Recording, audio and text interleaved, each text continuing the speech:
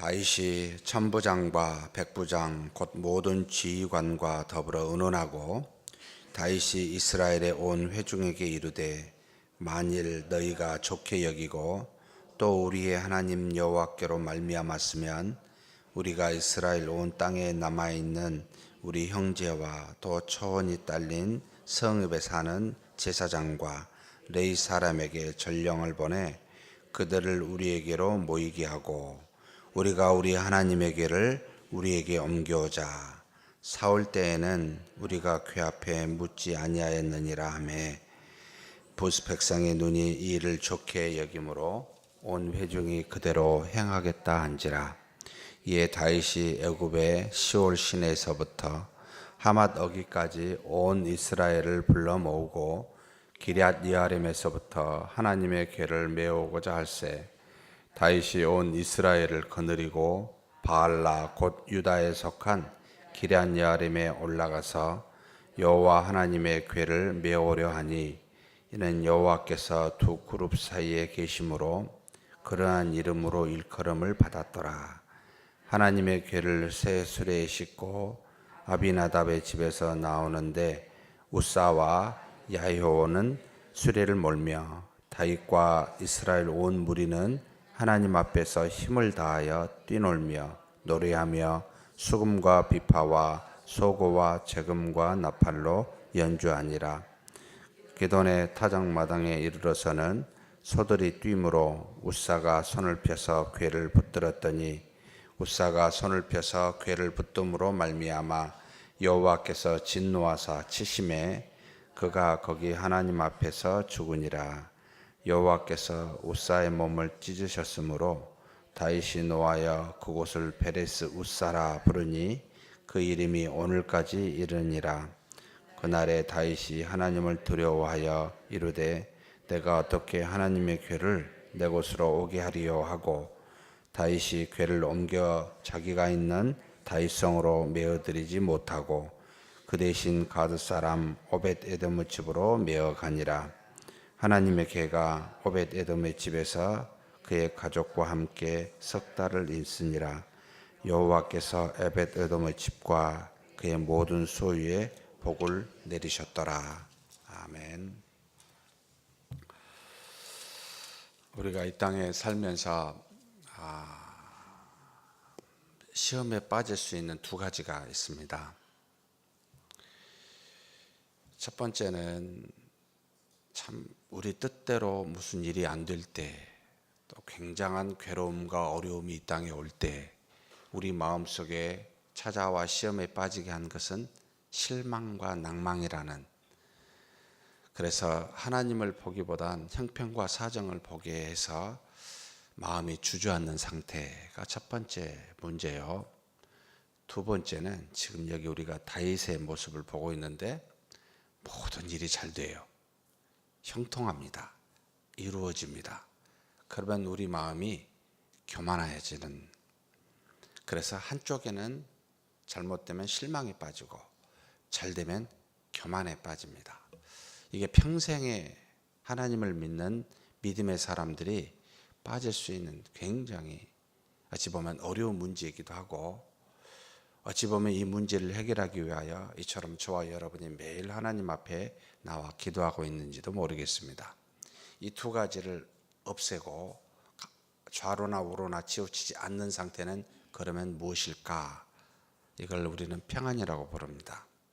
어떤 상황에서도 평안을 갖는 것, 일이 안 되고 고통스럽고 정말 억울한 일을 당하기도 하고 도저히 헤쳐나갈 수 있는 길이 보이지 않는 실망과 낭망의 상태에서도 하나님은 계신다. 하나님은 함께 하신다. 이것을 주신 분은 하나님이시다. 감당할 만한 시험만 주신 분이 하나님이시다 라고 믿으면 평안해집니다. 반대로 모든 일이 잘 돼요. 지금 여기 다윗을 보니까 정말 우리가 12장에 읽었잖아요. 베냐민 지파, 갓 지파, 베냐민과 유다 자손 요새에 왔습니다. 므낫세 지파, 기타 모든 지파 군사들이 합하여 35만 명이 헤브론에 모여가지고 다윗을 이제 우리 전체 이스라엘 왕으로 세우자. 정말 너무 좋지 않습니까? 다윗의 입장이라면 정말 하나님이 이와 같은 일들을 15살 때, 지금 이게 37살이면 12년입니까? 22년이죠. 성취시키신 그 은혜에 대해서 감사하지 않을 수가 없을 겁니다. 어마어마한 사람들이 모여서 무려 사흘 동안 먹고 마시며 온 이스라엘에, 여기 12장 끝에 보니까 이는 이스라엘 가운데 기쁨이 있음이라.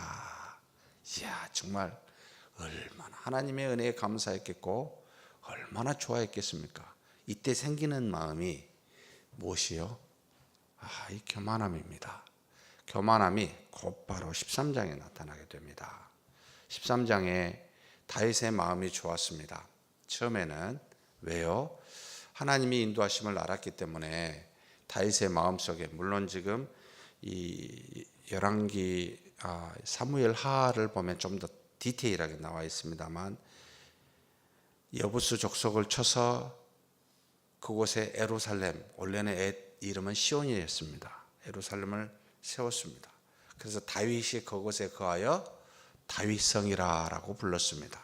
그리고 블레셋 군대가 이걸 보고 시기해서 이스라엘이 한 나라가 되어 부강한 것을 가만두면 안 되겠다 생각해서 2번씩 침입합니다.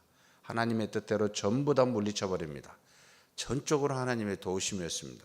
그럼에도 이 다윗은 마음속에 이 다윗 성 안에 이스라엘의 통치하는 중심에 무엇이 있어야 되겠다? 하나님의 궤가 있어야 되겠다. 그 마음속에는 모든 것이 하나님이 인도하심을 너무나 잘 알기 때문에 다짐을 한 겁니다.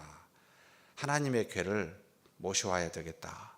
그리고 통치하는 중심에 세워야 되겠다. 여기까지 너무 좋아요. 너무 감사하죠. 근데 문제는 이 교만함이 어디선가 드러났는데 바로 여기에서 13장에서 이제 드러나게 됩니다. 여호와의 궤를 모셔오고자 할 때 이 여호와의 궤가 어디에 있었습니까? 기럇 예아림이라는 바알레 유다라고 사실은 이제 사무엘 하에서는 나와 있지만, 기럇 예아림, 이건 유다 지파 속에 속한 한 지명이기도 합니다. 그 뜻이 뭡니까? 라고 할 때는 여호와께서 두 그룹 사이에 계시다, 기럇 예아림의 뜻입니다. 지금 이것을 기록하고 있는 시대는 에스라가 이스라엘 유다가 멸망하고 난 다음에, 그러니까 이걸로 치면은 한 400년 정도 뒤에 과거를 해상하고 기록하고 있기 때문에, 그때 400년 전에 지명에 대해서 쓰고 있는 거기 때문에 전부 왜 지명이 생긴지를 알죠. 나중에 보면은 알겠습니다만, 우사가 죽으니까 베레스 우사라, 오늘날까지 이렇게 이름을 칭하다라는 것은 400년 정도 뒤에 과거의 이름을 생각하고 이렇게 쓰고 있기 때문에 이런 표현을 쓰고 있습니다만, 어찌 되었든 이런 일들을 다 알고 지금 여기 기럇 예아림에 가서 하나님의 궤를 메우겠다 해가지고 어떻게 했습니까? 먼저 1절에 보니까 다윗이 천부장과 백부장과 모든 지휘관과 더불어 의논하고, 참 좋은 장면입니다. 혼자 결정하지 아니하고 함께한 35만 명과 더불어 그 리더들이 딱 조직 정비가 됐고, 그 사람들과 함께 의논하는 모습까지도 감사하게 잘합니다. 그래서 무엇을 결정합니까? 이스라엘 온 회중에 전령을 보내자. 다 백성을 불러 모으자. 특별히 제사장과 레위인들을 다 불러 모으자. 그래서 하나님의 궤를 메우자, 이렇게 생각을 했습니다. 여기까지도 너무 감사하게 좋습니다. 모든 것이 다 하나님의 뜻대로 진행된 듯 하게 보입니다. 그래서 모았습니다. 여기 13장에는 나오지 않았습니다만 사무엘하 6장에서는 3만 명을 데리고 여기 지금 기럇 예아림으로 가게 됩니다. 아비나답의 집에 있었습니다. 여호와의 궤가. 거기서 불러 이제는 이 하나님의 궤를 다윗성으로 가고자 했었을 때 무엇을 잘못하게 됩니까? 하나님의 궤를 움직이고 갈 때 하나님께서 모세에게 하나님의 산 호렙산에서 명한 바가 있었습니다. 하나님의 궤는 하나님의 임재의 굉장히 중요한 상징의 모습이었기 때문에 법대로 할 수 있도록 모든 만드는 것과 움직이는 것을 철저하게 하나님이 정해 주었습니다. 이 모든 일들은 레위지파 사람의 누구누구의 자손의 세 아들에게 임무를 주어서 장막을 옮길 때, 그 다음에 안에 있는 법궤를 옮길 때, 그리고 법궤 주변에 성막에 있는 기구를 옮길 때 전부 다 임무를 다 따로 주어서 사람으로 하여금 레위지파에 의해서 옮기도록 명한 바가 있습니다. 왜냐하면 하나님의 만나고 하나님을 대할 때는 니들 마음대로 하지 말아라. 내 뜻이 있으니, 왜냐하면 우리는 순수하지 못합니다. 첫째는 죄인이라는 것, 둘째는 굉장히 허물이 많고 부족함이 많다는 것, 이것을 알기 때문에 하나님께 나아와 하나님을 만날 때는 하나님이 정한 법이 있어야 되는데 이것대로 하도록 하나님이 규례를 주었는데 그걸 무시해 버렸습니다. 왜 다윗이 하나님을 알고 경험했는데 이걸 이렇게 무시했을까? 왜 이런 생각을 하게 됐을까? 교만이었습니다. 잘 됐어요. 조직 정비되고 블레셋 군대 물리치고 여부수 족속 물리치고 하나님의 법 마음의 중심에 가져오고 싶었습니다. 거기까지 다 좋습니다. 이것을 저는 무엇이라고 표현하냐면 인간의 열심이다. 하나님을 향해 나오는 인간의 열심이다. 볼 때는 좋을 수 있습니다. 왜냐하면 하나님을 향하기 때문입니다. 하나님을 향해서 뭔가 열심을 내고 있기 때문에 그렇습니다. 근데 문제는 하나님의 뜻에 따라, 말씀에 따라, 법에 따라 하는 것이 아니라 자신의 생각에 따라 하는 우를 범하게 됩니다. 이게 교만할 때 나오는 생각들입니다. 그래서 저는 혹시 제 말에서 열심히 해봅시다는 말 들어본 적이 있습니까? 전 전혀 그 말 안 씁니다. 여러분, 그 별로 좋지 않습니다. 이것도 인간의 모습이에요. 하나님께 나아가고자 하는 자신의 뜻은 여러분 잘못된 겁니다. 하나님께 나아가고자 하는 하나님의 뜻이어야 됩니다. 교회에서 대부분의 문제를 일으키는, 죄송합니다, 분들은 여기는 어렵습니다만 열심히 있는 분들일까요? 열심히 없는 분들일까요?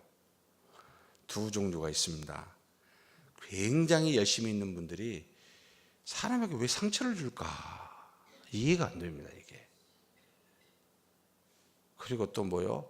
오래 교회 다니고 직분을 가진 분들이 심각하게 문제를 일으킵니다. 처음에 분들은 별로 일으킨 적이 없습니다. 그래서 제가 농담 반 진담 반으로 교회에서 문제를 일으킨 분은 여기가 아닙니다. 저 뒤에 앉아 계신 분이 아니고 앞자리에 앉으신 분들이라고 제가 한 번씩 표현합니다만 전혀 오해하지 마십시오. 여기 계신 분이 아닙니다. 인간의 열심만 갖고 나오는 분들이 문제가 됩니다. 어떤 일이 일어납니까? 새수레에 실었어요, 하나님의 개를. 그러니까 쉽게 말해서 소 두 마리에 싣고 앞에 아요 동생입니다. 우사 뒤에. 여기 지금 이름이 조금 달라졌어요. 역대하 상하고 사무엘은 아요고 여기는 아이호라고 했는데 사실은 한국말로 표기할 때 좀 달라졌습니다만 똑같은 이름입니다. 소가 여기는 뭐라고 나옵니까? 기돈 타작마당인데 사실은 사무엘 하는 낙원이라고 나옵니다. 이런 것들이 상당히 좀 번역상에 문제가 되는데요. 어찌됐든 거기서 깜짝 타작마당에 소리가 나니까 소들이 뛰어놀니까 어떻게 되겠어요? 하나님의 개가 넘어지려고 하니 뒤에 따라온 우사가 손을 잡고 붙잡았을 거 아니에요.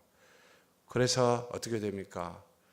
죄를 범한 우리가 하나님의 궤를 만질 수도, 사실은 하나님의 궤 지성소에 들어갈 때는 대제사장만이, 그것도 1년에 한 차례 본인의 죄를 먼저 속죄제를 드리고 하나님의 궤 앞에 설 수 있었던 엄정한 법이 있었는데 이걸 너무나 쉽게 생각한 겁니다. 그래서 하나님의 법궤를 옮겨오고자 하는 마음은 좋았지만 인간의 생각대로 하니 하나님의 임재 자체, 하나님의 역사 자체가 인간의 생각으로 딱 추락된 상태이기 때문에 붙잡을 수 있다고 생각하는 어리석은 마음들이 생각하게 됩니다. 그래서 교회에서 열심히 있는 사람들은 하나님에 대해서 존중함과 경외심을 떨어뜨려 버립니다. 그래서 문제를 일으키게 됩니다. 이런 일들을 다윗이 경험하고 우사가 죽은 걸 보고 베레스 우사라가 칭하며 두려워서 갑니다. 돌아가 버리고 맙니다. 3만 명과 함께. 그 하나님의 개가 오벳 에돔이라는 집에 3개월을 머물고 3개월 뒤에 다시 법대로 깨닫고 이제 겸손한 거죠. 내 마음대로 할 수 있는 것이 아니구나. 하나님의 뜻을 이루어가고 하나님 앞에 나아간 것은 내 마음대로 해서는 안 되는구나 생각하고 그제서야 레위인들을 정확하게 정해서 레위인에 의해서 옮기도록 하는 그 3개월 뒤에 일어납니다. 그런데 이 3개월 동안 오벳 에돔에 하나님의 개가 있었을 때 어떤 일이 일어납니까? 최고 뒤에 보면 하나님의 개가 14절입니다. 오벳 에돔의 집에서 그의 가족과 함께 석 달을 있으니라.